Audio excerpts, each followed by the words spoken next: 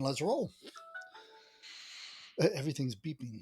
So this is our first new edition. Not our first new edition. It's the first episode of a new edition, Local Cuisine. We do the side dishes on top of our main course episodes, and I've been doing some holiday feasts too. So we've got lots of menu items to choose from. Doing all that, and we did watch the menu, so it all fits. It does, yeah. And local cuisine, we happen to be in Northeastern Ohio. I don't know if that's necessarily what we're limiting this to. I think local cuisine would be just any regional release as opposed to a nationwide release Yeah, that supports that. something small and indie that hasn't had a big release due to probably many factors, cost being the biggest one, and probably doing it themselves instead of a big production house or big company pushing it and all that. So, yeah. So, the very first one, this came about going to the Sinister Horror Fest, which we've mentioned a few times locally. And there's always some local talent there, whether it be actors or directors. This past one was actually interesting because a local actor from Medina that had been on The Walking Dead was there. And it's not like a background zombie that's in a horde of 300. It was like a known character that you'd recognize if you watch The Walking Dead. So that was a pretty big deal for this past one. But I talked to some others, and the first one we're going to talk about, she seemed very excited about it. So I'm happy to be talking about this, is Lisa Neeld, which is an interesting last name. And she's not only been in many of these productions as an actor, but also she directed and wrote one that she acted in. We did watch several. She's got a bunch on Tubi, and we'll have links and all that to it.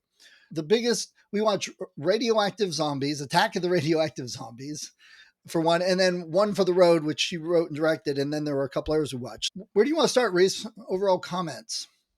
I don't know. I think one of the things that I found was really interesting about this is one, if you're not familiar with regional films, it can be an entirely new kind of rabbit hole that you're going to jump down because there's a lot of them out there.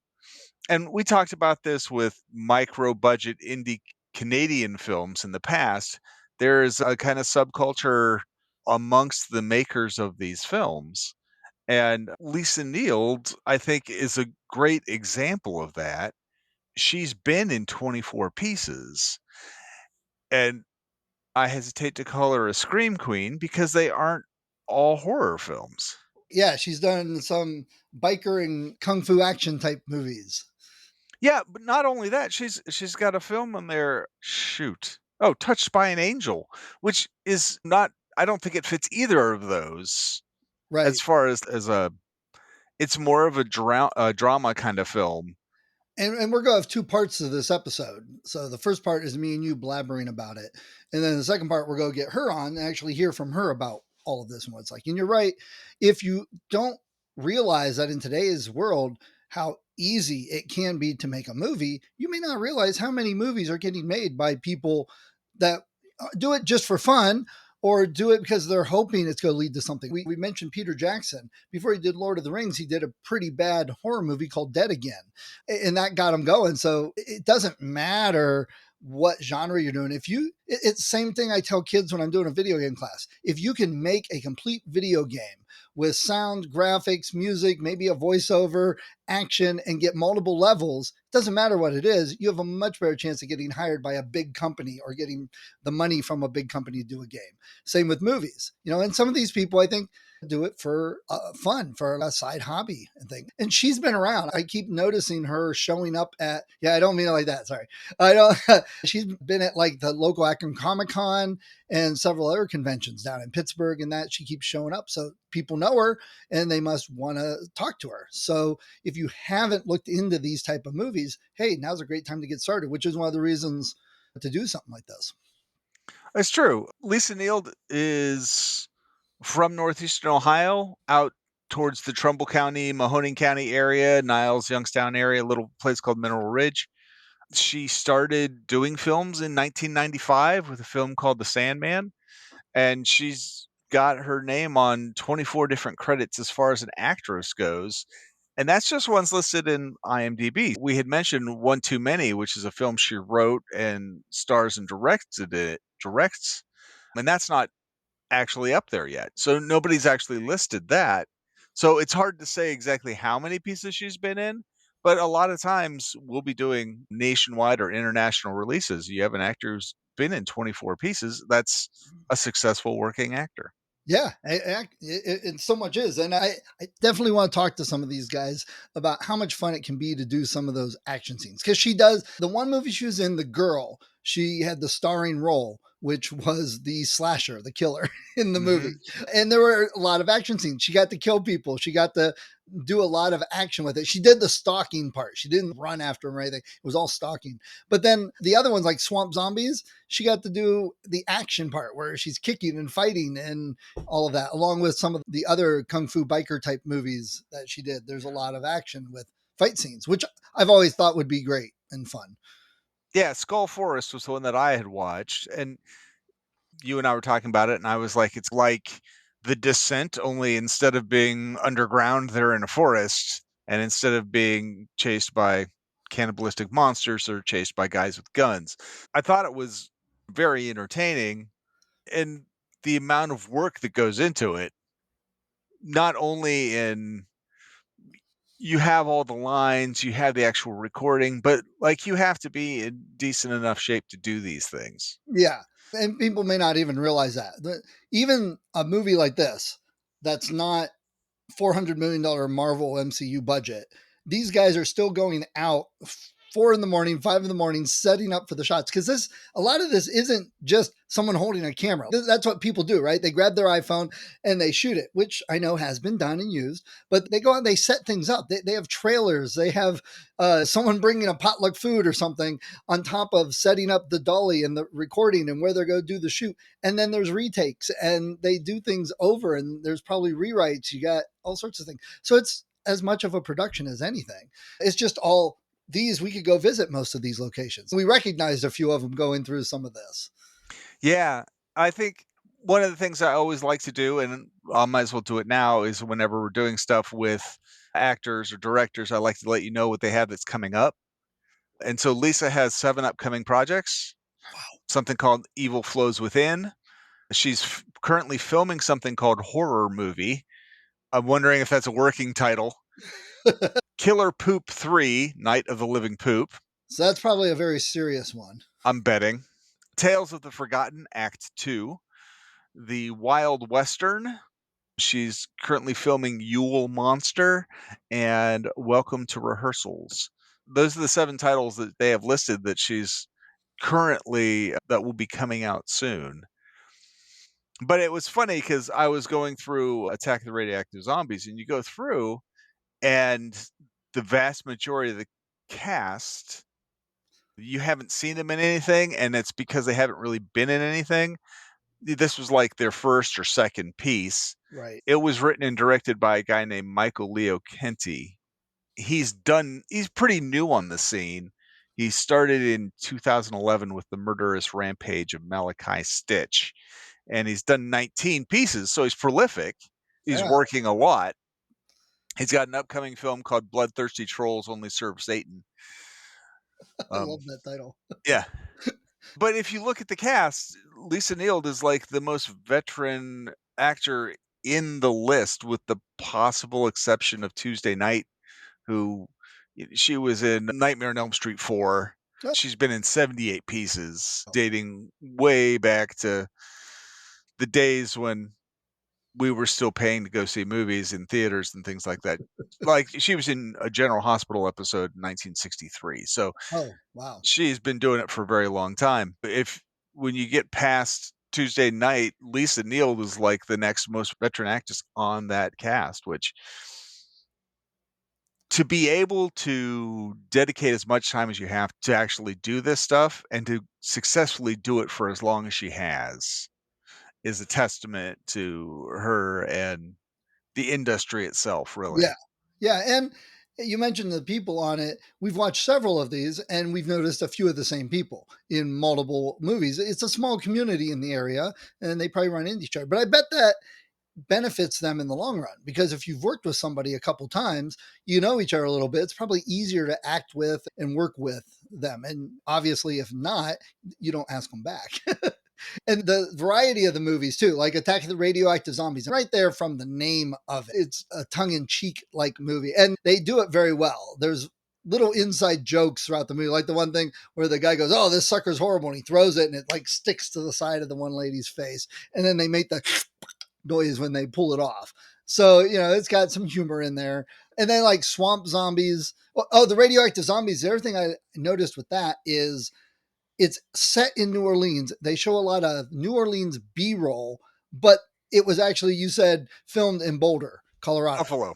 Buffalo, Buffalo, New Colorado. York. New York, Yeah. there we go. Someplace around there. One of those B's. But it just shows the things that they do to keep the costs down, but being able to do it all over. I think one of the kung fu ones I watched, the guy was traveling like around the world. He was supposed to be like in the Himalayas and center of Tokyo or whatever, but it was all a local thing. So they used some little trickery just to make it seem like it was from there. So I think the ingenuity to film some of this is extremely interesting. When you don't have a unlimited budget and you still want to make a movie that's enjoyable, you got to do things more than the cardboard city that we made when Ron did his Godzilla thing back in high school. Yeah, and she's we've run into this before with movies. The best example I can think of is not one that we've reviewed on the show, but Lars Van Trier's Depression trilogy. He like has a muse. Charlotte Gainsbourg is in all three, and she's like the key character in two of them, and still is a driving character the third. And Lisa Neeld is the same for some of the directors. Len Kabasinski, Yeah. she's been in a lot of his films.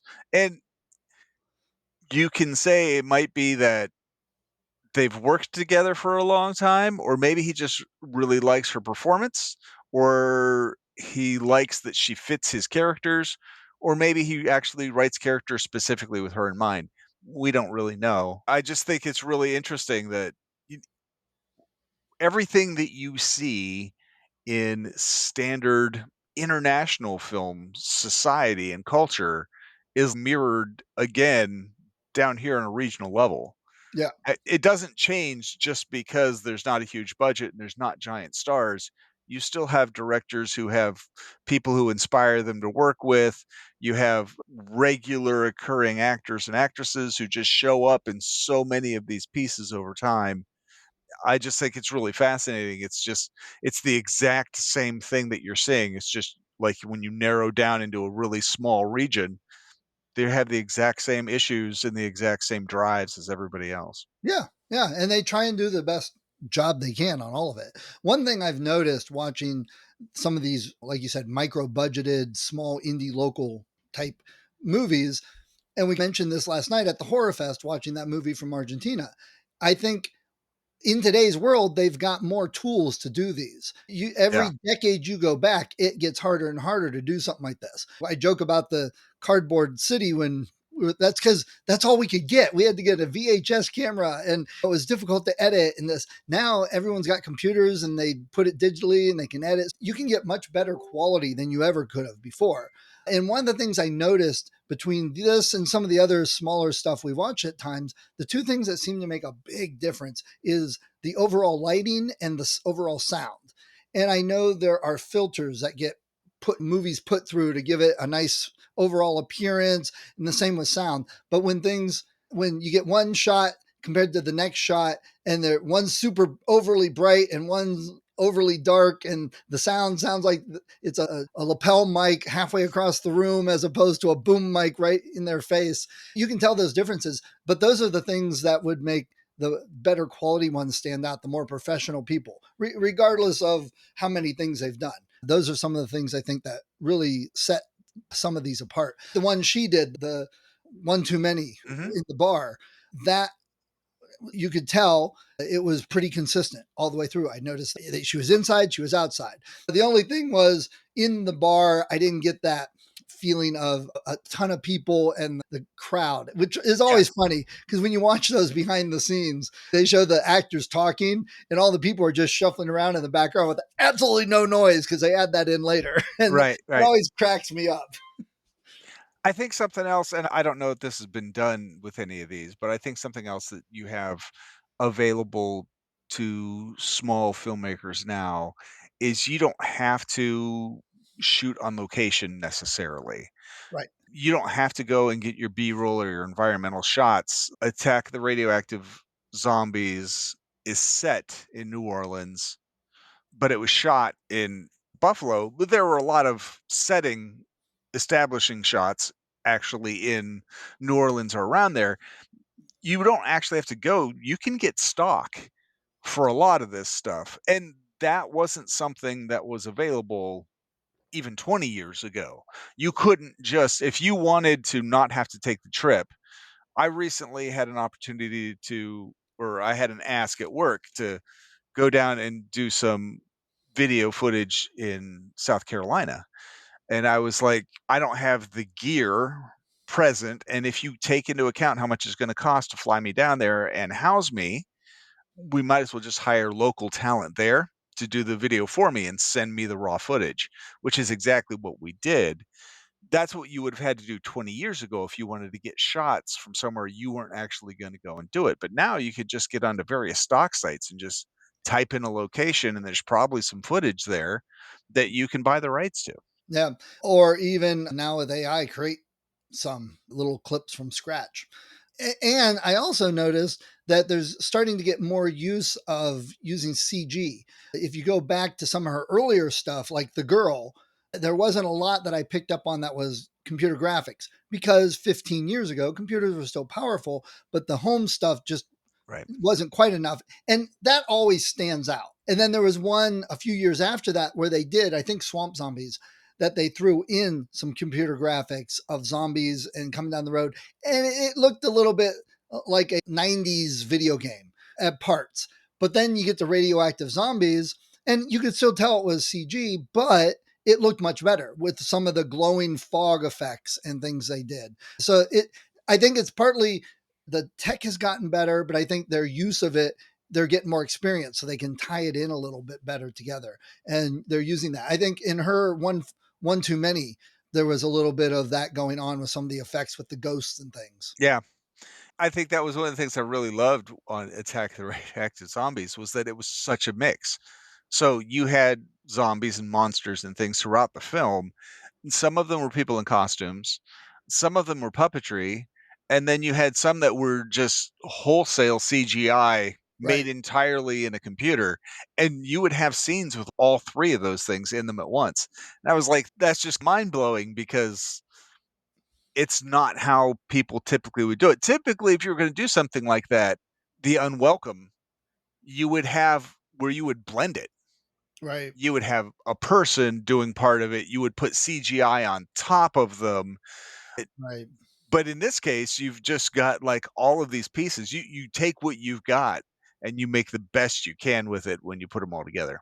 Right. And we're not considering budget as much. We're just looking at them as they are because you can have such varied budget, and I'm sure there's time constraints. These people have lives. They probably work accountants or at the local supermarket, or and they probably have kids and running them to soccer, and they have to go by, it's coming up time for the holidays, time to go get food for the holiday. They don't have personal assistants. They don't have $1 million homes that they're doing this, which makes watching these sometimes even more fun because it feels more like these are people just like us. This is their dream that they want to do.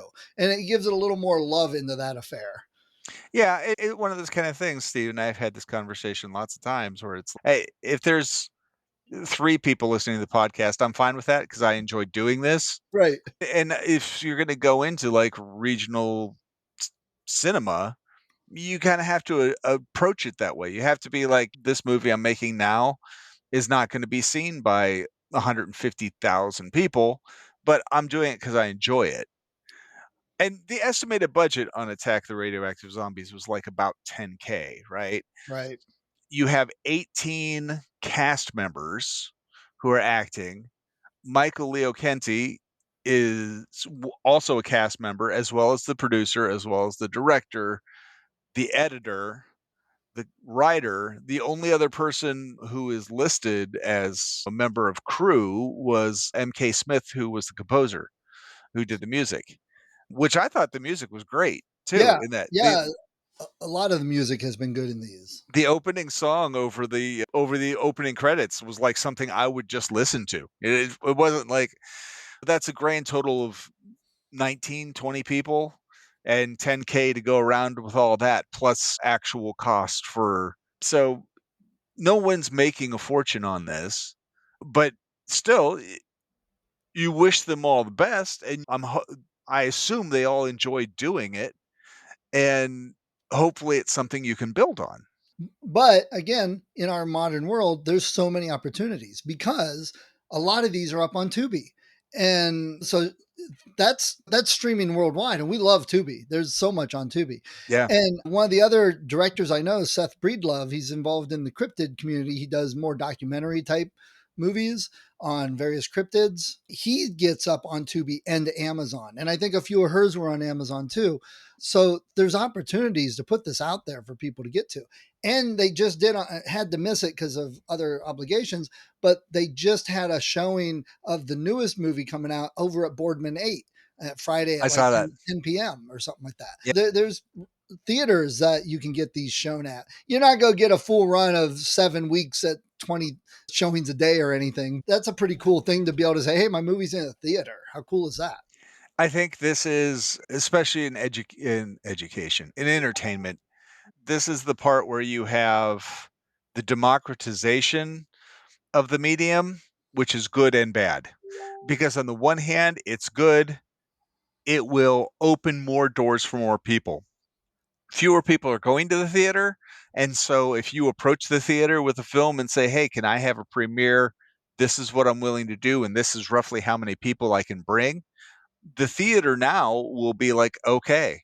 But in the 1980s, if you were gonna do that, you would have had to buy out the entire one side of the theater in Right. order to do that, which is cost prohibitive.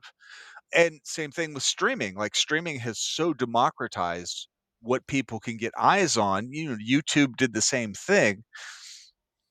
The downside to it is that the level you have to be at to actually start making massive amounts of money has jumped from like here to like here. Right. So you'd have those guys who were character actors for 20 years who were like making good money in the end, but they had to work. They had to do a ton of films. Now, if you're just an up and coming character actor now, you have to do even more in order to reach that level. It's a two-sided coin. You've got yeah, you've got the accessibility for you into the market, but the amount you're getting back out of it financially is going to be a lot lower because you go on Tubi and this movie's on there, but so are a 300,000. billion. Yeah, it's just huge. Yeah. So, that's probably why they go to a lot of these local fests and small horror fests and comic cons because you get to see these people. And she did a great thing. She had a postcard that listed all of her movies on Tubi and the latest ones and stuff. That's where we got them.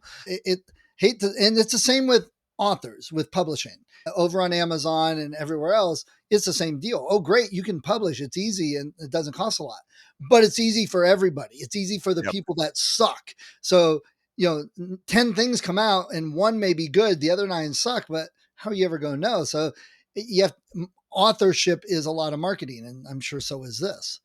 Yeah. And they talk about a lot, especially now with these upcoming generations. It's hard to make your bills. Finding like big career type positions are hard to come by. So a lot of times you have to have multiple jobs. They call it the grind, they call it the hustle. And you have to do that here too. You went to a show and Lisa Neeld was at the show, and that was enough of a connection for us to watch her films Right. and sit down and have that conversation. So these work.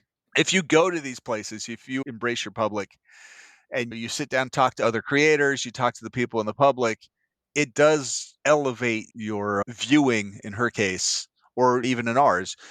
You said we got a little bump in people signing up for the show because you went. And so the whole thing actually works out. The system works the way it's designed to. Yeah. It's just you're not going to get that 100,000 viewers just because you released it. Yeah, and in order to get to that spot, you have to have 100,000 people who are anticipating something you're gonna do. And it builds on itself. It's a snowball. Once you get 1,000 people on like your mailing list or your followers or whatever, then whenever you release something, you're going to get a percentage of those that go see it every time. And slowly they're going to tell other people, and you're going to build off of that. And slowly it'll build up. But it's that snowball that it Yep. keeps going. You can't expect to go to just one and be done. This is the second year in a row I went to Sinister Horror Fest, and I've been to a few other things like with the books and soaps, and I've gotten a few people, oh, I remember you. I got the Bigfoot soap off of you or something. So it happens, but it's not every person coming by. Yeah, for sure. And I think, there's 2 kinds of tracks to do this, and I think the people with passion take the long route, which is, like, doing the shows, being available, meeting your supporters, and word of mouth kinda thing. Then you have the business school route, which I don't think is so much a passion for whatever you're doing, it's a passion to do your own thing. And you don't even care, you're making widgets. That's all you care about, but you care about being your own boss. And so those are the people who you're gonna see on, like, the Shark Tanks, and they're gonna come out with a 12-step business plan that they're gonna take to some chamber of commerce or some development group and be like, "This is what I wanna do," and they'll start networking and making connections there. Entertainment doesn't really work that way, at Right. least, not in the States. South Korea has, like, a industrial churning machine for pop music, but yeah, we don't really do that with entertainment here so much. And if you're looking to get in on an upcoming country, Argentina seems to be on its way up. Yeah, a lot of times when you look at upcoming burgeoning, and especially in horror, because that's those are the ones I watch, South America and Southeast Asia, those I don't want to say that they're nascent markets because they aren't. They've been doing this for a long time, but they do it slowly. And so and again, I don't even know that it's necessarily good because they have what's scary to them, and over time, they start to integrate stuff from the West, which has been successful, and so it's changing the culture of their film, but it also, from where we're sitting, makes better films. Yeah, but So, we've also like some of the Japanese, we've talked about some of the tropes that you get in Japanese movies. Like you have all the tropes here and stuff. yeah, and those tropes will stick no matter how much Western culture influences their material. The tropes will still be there. The Japanese will still put scary pale boys in a cupboard when you open the door, which is not something you're going to see in a whole lot of other places. Right. But they will, like, I think One Missed Call and Audition are a good example. Audition's a very Japanese feeling thing with the time and everything bouncing around, or like the original Ju-On, how everything integrates like that. But then you take a look at One Missed Call, and it's a very linear film. There's not a whole lot in the way of time bending and things like that because it was much more integrated into Western style. Yeah. Both good movies, absolutely. It's just, Yeah. but yeah, So one other comment before we get done. The one thing I did like on a lot of these, and I don't know if it was just happenstance, I watched ones that were all similar, but the opening title credits all had little montages of things going on. The girl especially was montage of her killing people with Batman comic book, ooh, blowing up and stars and stuff shooting out. And that cracked me up, and I loved that. I thought it was pretty good. And some of the other ones had that too. They seem to tend to do those credits with an opening title sequence, very James Bond like almost. And it seems to be a common thing, at least with the ones I've watched here. yeah. And one of the best things that I can say for Attack the Radioactive Zombies, and one too many too, although it's one too many had a grand total of 3 people in it, but Right.